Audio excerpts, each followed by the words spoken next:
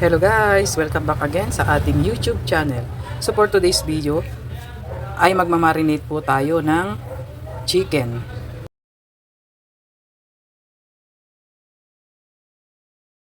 Kung maalala nyo guys, nagmarinate tayo ng pork chop.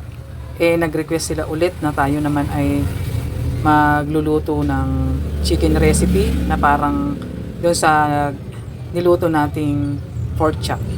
Kaya ito guys yung ating chicken na linisan na natin ito guys. Kaya lalagyan na natin siya ng toyo. Ito palang chicken guys ay 1 kilo mahigit. At isusunod natin yung ating suka. Mas masarap sana guys kung kalamansi. Kaya lang naubusan tayo ng kalamansi. Kaya suka na ang ginamit natin. Taktakan natin ng pinong paminta.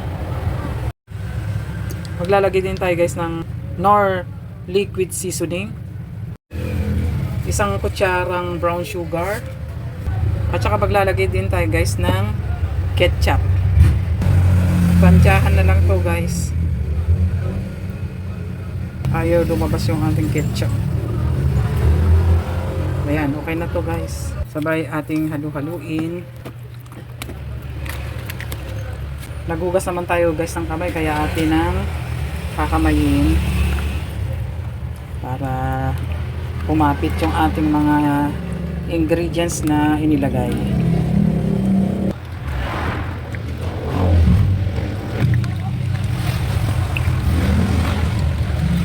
Ayan guys, na halo na natin maigi. Kaya ito ay atin munang tatakpan at ilalagay natin sa fridge.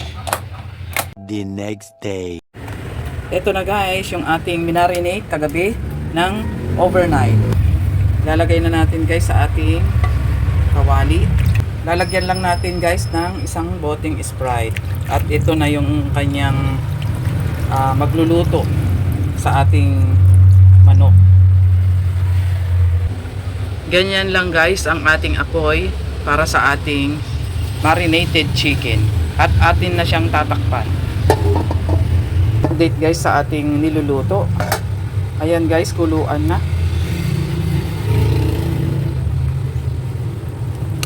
Balik ta rin lang natin guys. Nag-evaporate na yung ating chicken. Dumami ang kanyang sabaw. Ito guys ay ating patutuyuin. Ayan guys, kaya takpan muna natin.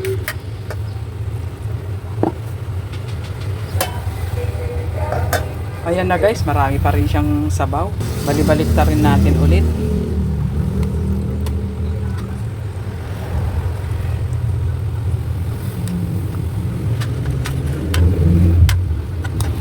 Ayan guys, kaya tatakpan ulit natin. Update guys ulit sa ating niluluto. Ayan guys, marami pa rin siyang sabaw. Tayo guys ay maglalagay din ng patatas. Ito guys ay optional lang para mayroon naman tayong gulay sa ating chicken. At ito guys ay favorite ng mga anak ko, itong ating patatas. Ayan guys, kaya takpan ulit natin. Ayan guys, halu-haluin lang natin. Wow, super lambot na itong ating chicken guys. Meron na siyang 1 oras nating pinapakuluan sa mahinang apoy.